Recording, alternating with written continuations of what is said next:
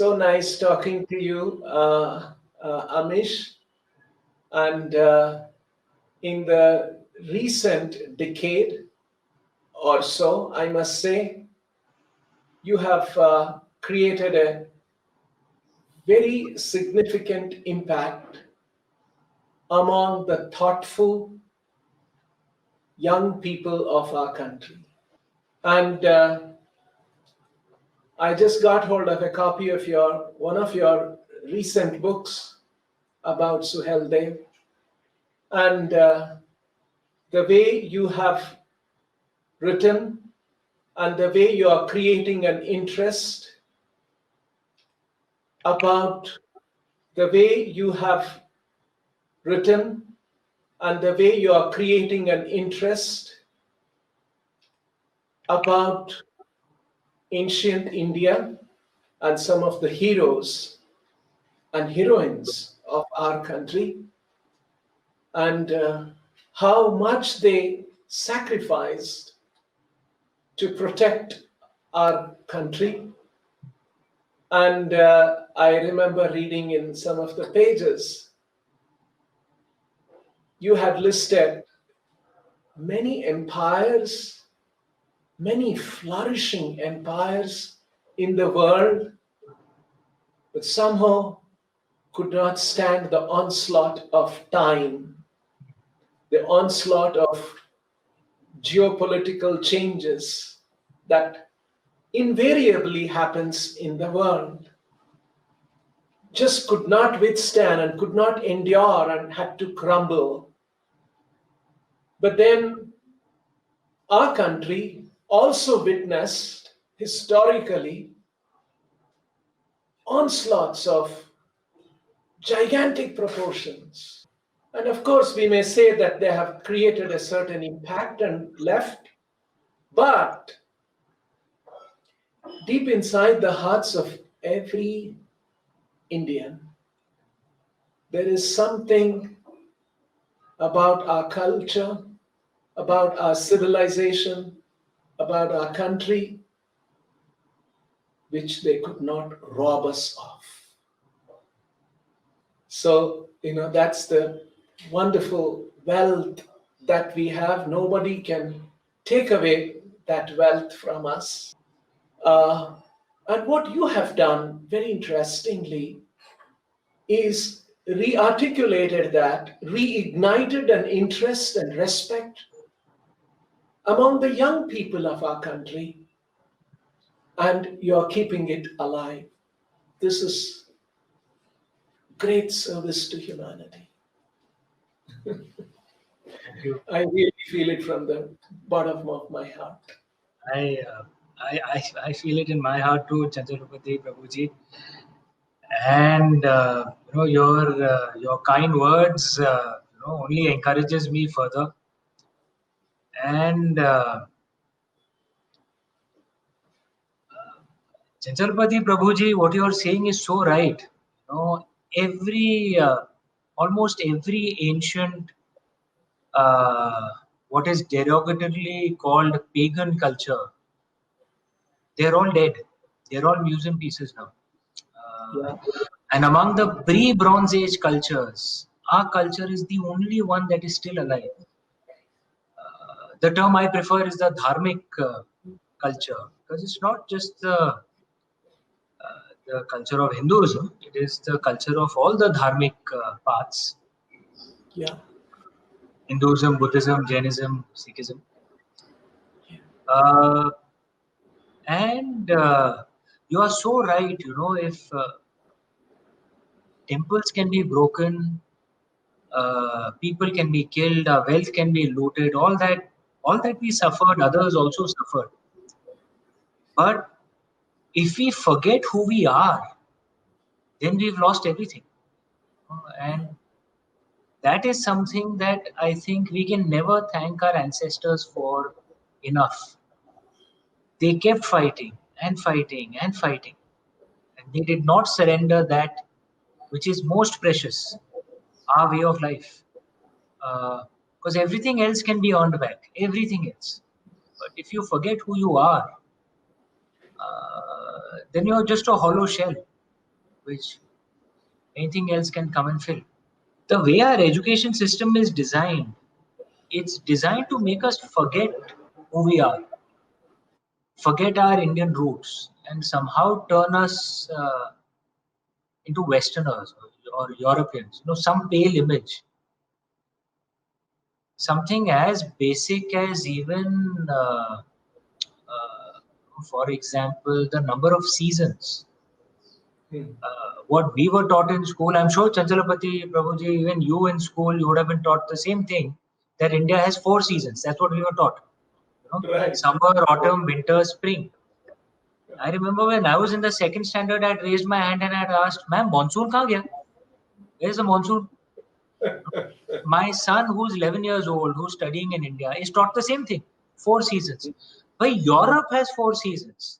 India has 6 seasons. Something as basic as this is not taught to us.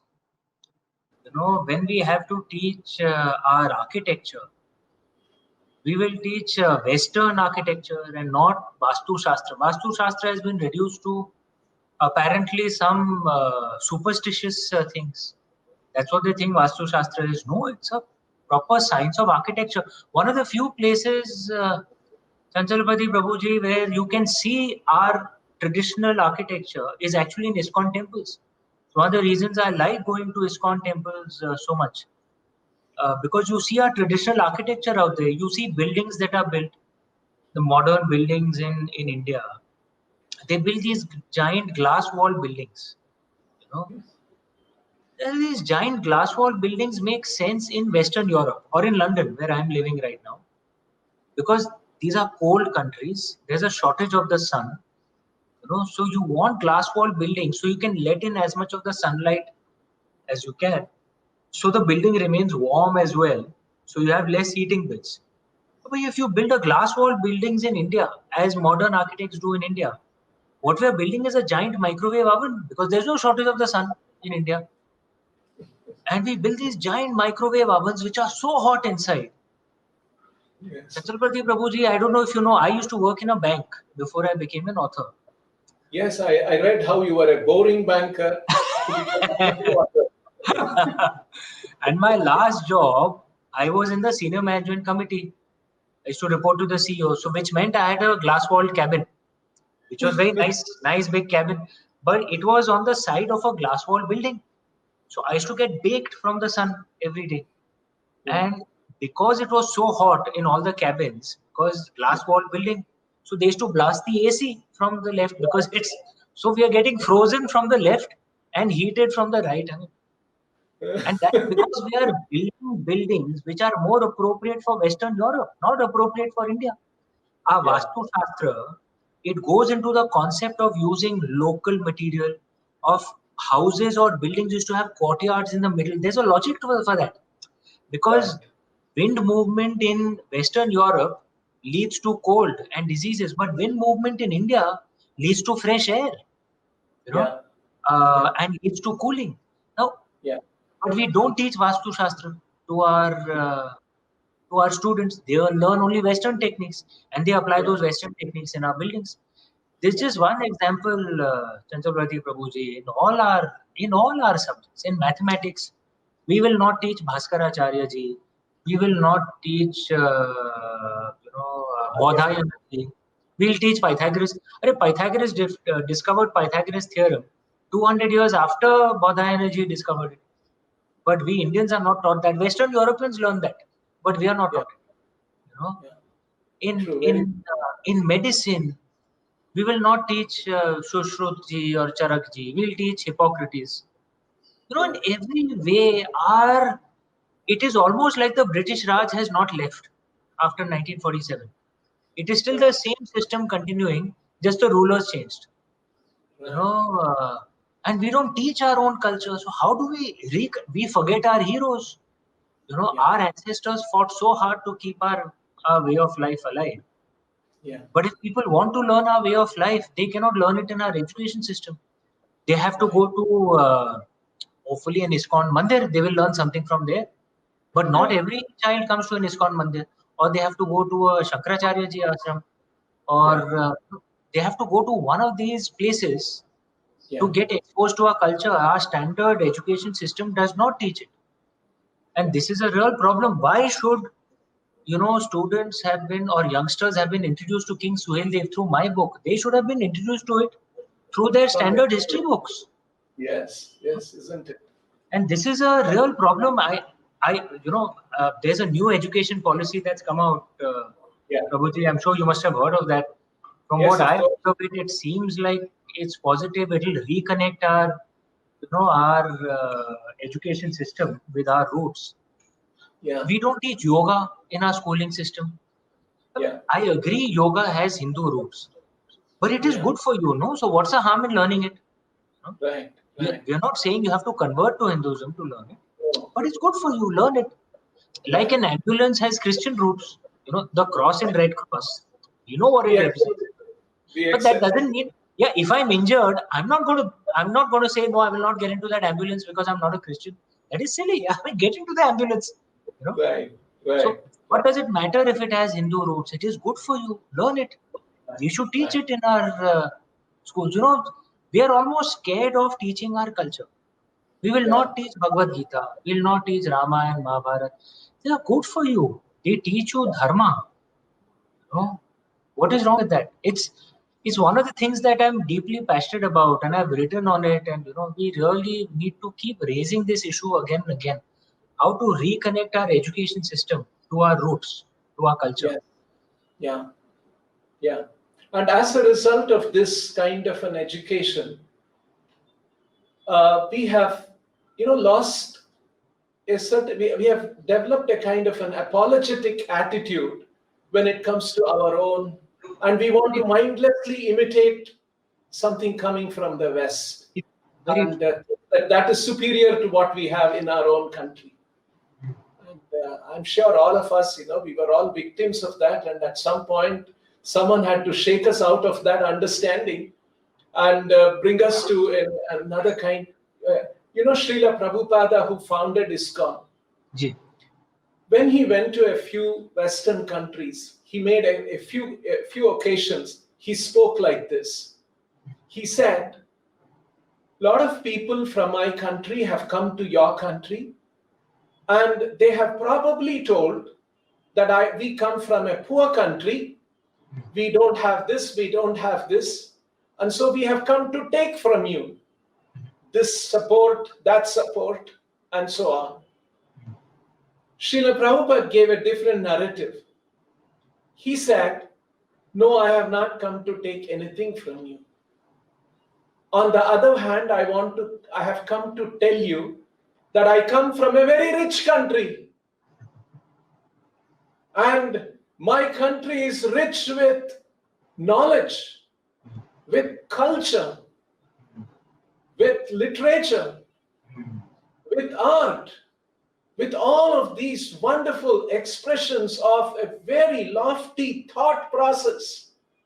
I come from a very rich country, and I have not come to ask you, give me something. On the other hand, I have come to tell you that I want to give you something that you don't have. So true, so true.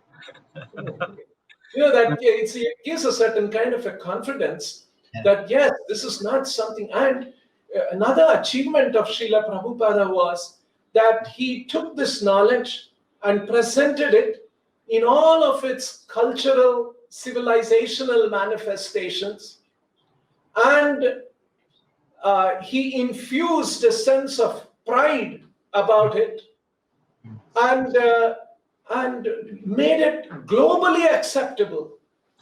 When Srila Prabhupada passed away in 1977, there were 108 Krishna temples in the world. And he had established that in about 11 years' time.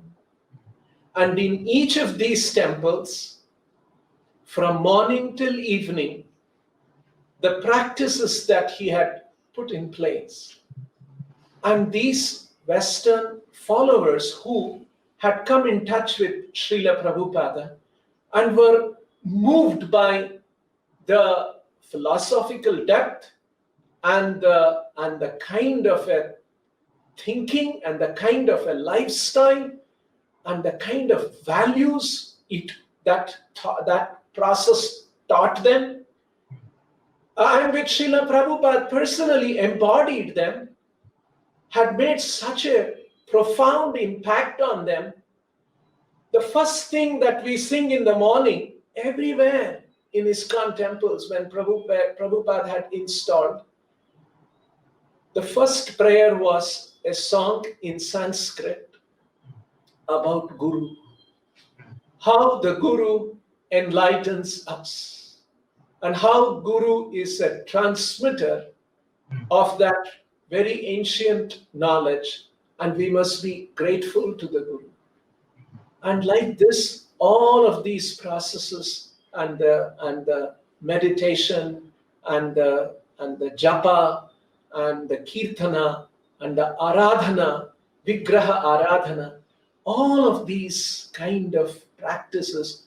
And then every day, Prabhupada instituted a practice. In the morning, 1 hour of discussion of Bhagavata philosophy. And in the evening, 1 hour of discussion of the Gita philosophy. This is the way Prabhupada had designed the lifestyle. You know, Bhagavatam is considered to be Sarva Veda Itihasanam Saram Saram Samudritam. It is considered to be the last work of Vedavyasa, and it has the essence of all the Itihasas and the Vedas. And then the Bhagavad Gita, which is a very succinct presentation of the Vedanta philosophy. Gnanam teham savijnanam idam vakshamya asheshataha yagnatva neha bhuyonyat gnatavyam avashishyate. Knowing which, Arjuna, I shall now explain to you jnana and vijnana, knowing which there shall remain nothing else to be known. You know, that is the level of the Bhagavad Gita's knowledge. And this knowledge is discussed morning and evening, and Prabhupada made this as a system of practice. Everybody in the world had to do this. So like this, Prabhupada presented this culture and the literature and the philosophy and the practices. It was not just like, you know, some kind of an intellectual armchair philosophy you discuss, and then you have a cigarette in your hand and a pipe and you're smoking, and then you discuss that and go away. No, he believed in a genuine acceptance and transformation of the heart, because that's what our philosophy is. It is not just, Prabhupada used to tell that suppose I give you a book on learn swimming in 30 days, and you read that book cover to cover, and you are an expert in that book, and I can ask you quiz you on any part of the book, and bang, you can answer well. Then I take you to the swimming pool and put you there. Not necessarily you have learned how to swim. So swimming is not learned by reading a book and cover to cover. There's another process. In the same way, this knowledge can be appreciated, understood, and perceived by a certain process of sadhana, and not just intellectual appreciation. So like this, Prabhupada, transplanted Vedic culture around the world, and his belief was that this is what we must share with the world. And this is the great treasure of our country, which none of the invaders could rob us of. But our own country, we are not conscious of it, we are not proud about it, we are not actively pursuing it, practicing it, blindly imitating Western ideas. And so he wanted to change that. And I see those kind of changes happening very interestingly in the last decade, or a little over maybe 1.5 decades, which is very important change, I would think, that's emerging in the country and in the world. I would agree with you so much, Chanchalapati Prabhuji. Um, because I think in many ways, Srimad Prabhupada he was sent by Lord Krishna to, and at the right time, because ISKCON has done so much to spread our Vedic culture, our Vedic way of life. And I genuinely believe that humanity is at a stage where our Vedic knowledge, our Vedic way of life, our Vedic philosophies can genuinely help. There are so many problems that the world is confronted with, in today's day. In many ways, materially, humanity has never had it better. Today, middle classes can lead lifestyles that the royalty couldn't have lived 150 years ago. In terms of per capita violence, humanity is the safest it has ever been. A relatively small man, as I am, who's not very good at fighting. I'm not. Someone like me living, say, 200 or 300 years ago, there would have been a very high probability that I would have been thrashed to close to death at some time or the other in my life. It would have, because violence was very common. True. But today, per capita violence is actually very low. So women and relatively small men, as I am, are far safer than we used to be 200, 250 years ago. So you would think that humanity should be very happy because materially we've got so much. We are much safer than we used to be, but by many metrics and by self-declaration also in surveys, humanity is actually in many ways unhappiest. And the bizarre thing is that the richer the country, the more unhappy they are. Just see. So it's almost like we are ripping apart the environment to get material benefits for us, and which are not even giving us happiness. What is the Right. point of the entire cycle? True. And a large part of the problem is internal, because we have Yes. an internal hole, and we think getting some material benefits outside will fill that hole, which is obviously it's not going to work, because the bucket itself has a hole at the bottom, and we are pouring more water inside. The bucket is not going to get filled up. We have Yes. to fill up that hole first. Yes. And our philosophies teach us how to find that inner peace. It's not just about, because happiness, there are moments of happiness, there aren't. It's more peace which gives us that sense of purpose, and our Vedic philosophies are the best way to find that. The dharmic Yes. way. Yeah. And I really think we can help the world with this.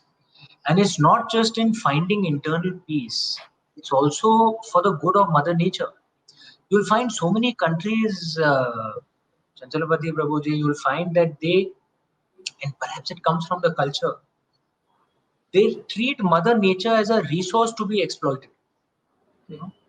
Uh, and I'm not saying that we have to surrender everything and go back to the jungles. I'm not a nihilist. I'm not saying that. Right. But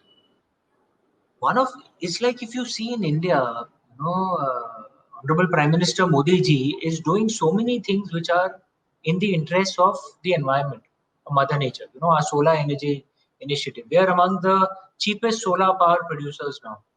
In terms Right. of pure absolute production, we are actually among the highest. We are driving the global solar power alliance. We are, in terms of reforestation, India has been among the biggest achievers in the last 5 years. Where we've increased the tree cover across India. Yeah. And if you think about it, I'm living in the West. For many Western leaders, Chaturvati Prabhuji, you've traveled to the West as well. Selling an environmental agenda is not easy in the West, Yes. Right. because most people immediately assume they have to make sacrifices. Right. But Prime Minister Modi ji can sell an environmental agenda as a part of his political agenda very easily. One is, of course, that he is a respected leader. Hmm. But the other thing is, in India, in our way, Hmm. it is not a difficult sell because we don't see the environment as a resource to be exploited. We see it as a mother to be worshipped. You know? Right. So therefore, we understand that of course we want to lead a good life, we want to reduce poverty, but we Right. also understand that we must do it while respecting Mother Nature, and that balance Absolutely. is possible. You know? Yeah.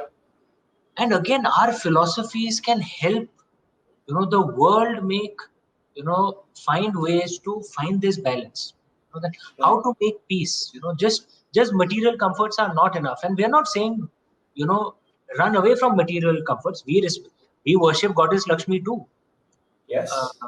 but we must have a sense of balance as well. How do we find peace while Hmm. still chasing Artha? And how do you make sure you don't destroy the environment while still ensuring material comfort and reduction in poverty for the people? Our philosophies can really help the world. And for this, I love traveling to, I love going to ISKCON temples. I told you that, and I go and pray quietly out there. I know you told me that when I'd come to Bangalore, I should have told you, but I normally like to just go quietly. I do my prayer and I leave. Next time I come, I'll certainly inform you. But Yes. I think ISKCON, in many ways, through its temples, is playing the role that our traditional temples used to play. Sadly, many of our temples have been taken over by the government, so the traditional role has been lost. Because a Yes. temple is not just a place where you go to do rituals. It is a place where you learn our culture. It is a place where you learn knowledge. It is a place where prasad is given. Because what was prasad? It was essentially food for those who Yeah. cannot afford food, right? Yes. So it Yes. was a place for social cohesion. So, Yes. I read this very good, I don't know if I've told you this, Prabhuji, my grandfather was a Pandit actually in Kashi. Yeah. You know, Yeah. and much of what we've learned of our culture, we've learned from my grandfather. And both my parents are also very religious. So my father had told me this, that the main difference between the Indian culture, traditional Indian culture, and the modern Western culture. In the modern Western culture, the mall is the center of their way of life. How to go out there and shop out there. That's why you'll find even their greatest religious festivals, they Hmm. reduce it to just shopping. Which, I mean, it's not Yeah. it's not the festival of my religion, but as someone who tends to respect all religions, I would think, no, yeah, you cannot reduce your greatest festival to just shopping. It cannot be about that, and I'm sure Right. it wasn't about that, in the past. Right. Right. But because the center of life is the mall, everything has Yeah. been reduced to that. Right. Whereas in our ancient way, the center of life was the temple. Right. Every evening, you didn't go to the mall, you went to the temple. That's where you Right. made friends. That's where you educated yourself. That's where dance performances would happen. That's where Music. musical performances would happen. That's where you'd learn the arts. That's where you'd be educated because the school would also be out there. That's where the Yeah. poor would get food because prasadam would be given to everyone. Yeah. And it says a society that is built around the temple will obviously be much more stable, much more Right. at peace. Whereas a Right. society which is built around the mall will end up being very brand conscious, will end Right. up jealousy driven. He has that brand, I don't have that brand. Will Yeah. end up being lonely, you know. Yeah. Again, I'm not saying markets shouldn't be out there. We used to have marketplaces outside our temples as well. I'm saying Yeah. what should be the heart of the society, which Right. leads to a better and more stable society. And sadly, many of our traditional temples have stopped playing that role because now they are not run by the community, they're run by the government. ISKCON temples, in many ways play that. I find so many times, when we were in college, I used to find in college, I have to be honest, I was an atheist. But I had friends who would just if they had nothing to do, we had an ISKCON temple in South Mumbai, close to Chopati Beach. They would just go and sit out there. Now, if you think about it, it is such a good way. You're sitting in a positive atmosphere. That's where young men are going and sitting. You get positive reinforcements, right? How do we revive that culture? Where the temple becomes the center of that would be a good project to take up for our society and indeed for society across. Yeah, yeah, very, very true, Amish. Uh, in fact, the temple was the center for social transformation.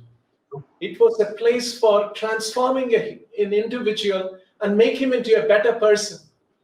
That was the original spirit and intent. But down the line, many things we have forgotten. And like you pointed out, that just mindlessly imitating, having glass buildings and those kind of things. If we want to follow, it is very well established. The civilizational standards that the West has pursued. In fact, I think there is one UN study. If the whole world were to embrace that standard of civilizational development and comfort and what is known as comfort and develop the living, we will need probably 2 or 3 Earths, Right. and we have Don't only have enough one. resources. We'll run out of resources. So it's very clear that that path, that program, what the West has chalked out, it is not sustainable and not universal. It cannot be embraced by everyone in the world. So there has to be an alternate. I think thinkers in the world are looking for an alternative narrative, alternative lifestyle, alternative life pattern, alternative philosophy, foundational philosophy, and like you pointed out, how temples are so important. I remember reading one article in our Indian newspapers, some kind of a criticism about what our prime minister is doing and what is happening in our country. There was some criticism that a temple cannot create employment. That was the kind of a headline. But then, I don't know, whatever that argument that person had, actually, I wanted to tell him uh, that it is wrong to think that a temple cannot create employment. Our Bangalore temple, which you have seen, you said, you came as a silent visitor and had darshan and offered prayers and went away, you said, which I was not happy to hear. Next time I will certainly call you. 100%. Yes, you must. And so we can have a good conversation like this. That's the 100%. that's the idea. And actually, our temple is a relatively small temple. We are only in about 6 acres of land. We had, right now, because of the pandemic, we are shut down now, last 3-4 months. But otherwise, we had 1,800 direct employees. Just a small temple is able to create 1,800 employees. If a magnificent temple in a historically significant place, if such a temple is developed, why will it? It will create 1,000, 10,000, maybe 25,000 jobs. But somehow, people get these kind of ideas, and temples cannot create economic rejuvenation and revival. And they can. Prabhuji, if I may just add one thing, that of course they create employment, they create, tourists come from across. But look at it this way: that would you rather have 25,000 jobs created in a hotel for gambling, or would you have 25,000 jobs created in a temple? Which is better for society, where people are coming to a temple and feeling blessed, feeling positive, there's social cohesion, or in a gambling hotel, where people come to lose money, negative energies. So, I mean, because like to like, you can't say that a job created in a temple is equal to a job created in a cigarette factory. It's not the same. An employee, a person working in a temple knows he's doing good for society. He or she is doing good. A person working in a cigarette factory knows he or she is spreading death in society. What goes on in the mind and the soul of that person? So not only does it create employment, it creates the right kind of employment. It creates good for society. Exactly. Ayodhya, I'm telling you, I've been to Ayodhya often. I prayed at there, but you will see the city transform in the next 10, Yes, 15 years right. because of Ram Janmabhoomi Ji Mandir. Why not? And this can, like Kashi is slowly being transformed. So you're Yes. absolutely right. So sorry to cut it. I thought I'll just add this point. No, no, Sorry, it's please. important. It's important. So, and you rightly pointed about festivals. How the festivals in our culture induces people to go to a temple, induces people to hear about our philosophy. All of these things to bring about a better make a person a better human being by just shopping around and spending money, and to catch up with all the bills you have to work harder and take so much of stress. Where is this going on?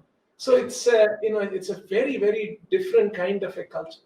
Another thing that Srila Prabhupada presented, another argument, very interestingly, he presented this argument. Prabhupada's strong conviction was that in our Vedic culture, there is a certain thinking, a certain perspective of life, a certain lifestyle, a certain understanding, and that is very, very universal. It is not just like a Hindu way, or it is for a few people in the Hindu community. It is not that kind of a understanding. It is something so fundamental and powerful and can influence. Prabhupada gave this example. In fact, Prabhupada wrote a letter to Pandit Jawaharlal Nehru in 1952. At that time, Prabhupada, he used to live in Vrindavan. He was a sannyasi, and he did not have the means. He was given an order by his guru that you should take this knowledge all over the world, and he was struggling and trying to do something. And he was not very successful up to the age of 70 when he went to America. So, that is his Prabhupada's life. Up to 70, there was no tangible success, and between 70 to 81, that's when he built all the Krishna temples and spread Krishna consciousness around the world. So in one letter, he's trying to seek get the attention of the Prime Minister. He wants to go and tell him something that, please support me. I want to take this knowledge, take this culture everywhere. So he gives an interesting argument in that letter. I'm sure that letter never got a response, and it just didn't get the attention it wanted. So Prabhupada writes, Socrates developed a certain system of reasoning, which is called the Socratic questioning. Correct. And it is something that's very fundamental to critical and analytical examination of any issue. And that kind of a critical thinking has actually helped all different aspects of human life. That kind of a critical thinking, we use that in science and technology, of course. We use that in public policy. We use that in judiciary. We use that in business. And that's how things have, analytical thinking, critical thinking has become part and parcel of our modern day thinking. Of life. Yes. Prabhupada says it all began among the Greek philosophers in Athens. And so he says, just like the Socratic method of questioning and thinking and reasoning should not be just confined to Athens or Greece. It would be great disservice. It has to be given to the whole world. The whole world should benefit. In the same way, in the Vedic culture, there is a certain way of reasoning. There is a certain way of critical thinking and examination of our life and the environment we live in and the prakriti, and to understand all of these things. There is a certain perspective, and that is so universal. It's not just, it's just not just some Hindu, it's not just some Indian, some kind of a sectarian thing. It's so fundamental to all of humanity. And that knowledge should be shared with the whole world. And it was his aspiration that we take this as those, because we can relate with this being Indians very quickly. I have tried to explain reincarnation and the concept of soul to a Westerner, and it's their Takes time. mindset, upbringing. It's a little hard for them. Whereas as Indians, so easily I have heard. I know some families, Christian families, Muslim families in South India, and when they get into some trouble, they say, what to do, my bad karma. Actually, so it's there in our country. It is there in our yeah, it comes very naturally.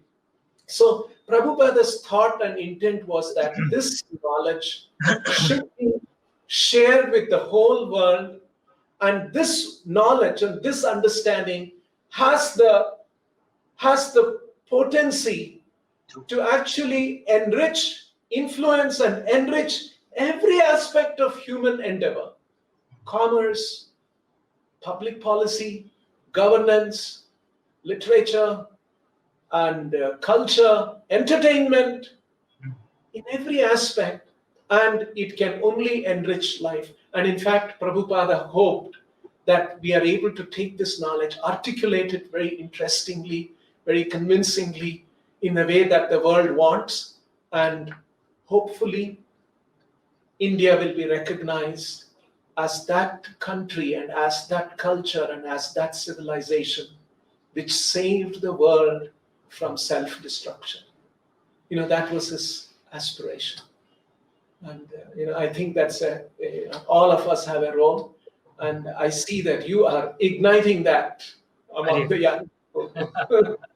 And it's so important what you're doing. Thank you. Srimad Prabhupada is more like a divine figure for all of us Indians, and what he has done for India, for the world. I so agree with you that if we have to save the world from self-destruction, we have to find a way to bring people to balance. This swinging from one extreme to the other, as is so common, as one finds in so many of these countries, that just leads to violence and chaos. And more power to ISKCON and to the wonderful work all of you are doing in taking our culture, and equally so actually reminding so many Indians of our culture as well. As we were saying, our education system is such that the more educated a person becomes, the more cut off he or she gets from our culture. I can't wait to come back to Bangalore again, and this time I will come and meet you. And I've heard of the wonderful temple you are building in Vrindavan. Whenever it's completed, it's going to be the tallest temple, right, in the world, if I'm not mistaken. Yes, that's the aspiration. It's going to be the tallest temple in the world. All to the glory of Lord Krishna. By when do you think it will be completed? We are thinking, right now there is one first phase of the temple that is going to be completed in about 2.5 years, about 2 to 2.5 years. That's the plan we have made. And the project and how it is going to unfold is all by Krishna's grace. It has fallen in place, and maybe another 1.5 years after that to complete it. So there's something significant to see in about two years' time. So that'll it'll be in time with the 75th anniversary of India's independence, and what a lovely time to make that statement. That because there was a time when our architecture and our achievements used to be the best in the world anywhere, right? And we lost that for a few centuries. Now we have to start, and when we work for the glory of our gods and goddesses, the motivation is at a higher level, right? I mean, because then we're not working for ego, we're not working for ourselves, we are working for a higher purpose. Right. I can't wait for that temple to be completed and to come and pray there. Wonderful. Wonderful. Look forward. I'll take you to Vrindavan sometime when you're in India, and Yeah. I'll be happy to show you the wonderful place called Vrindavan and share with you more interesting insights about Vrindavan. Looking forward to it. Looking forward to it. So very nice talking to you. And this is going to be, on the occasion of Krishna Janmashtami, as you rightly said, our festivals are about, it is about igniting our cultural and learning aspect of an individual rather than just shopping and Correct. such things. So this Janmashtami, we wanted to share with people some of this, and Krishna's message, in the Gita is all about hope and love. Yes. And that is what we need today, especially where the world is under the grip of a pandemic. And so we wanted to share this with people around the world and make them happy with Krishna consciousness. Wonderful. Wonderful. And Thank you. Jai Shri Krishna to them. Jai Jai Shri Shri Krishna. Jai Shri Krishna. Hare Krishna. Hare Krishna. Krishna. Hare Krishna. Madhura Devate Rati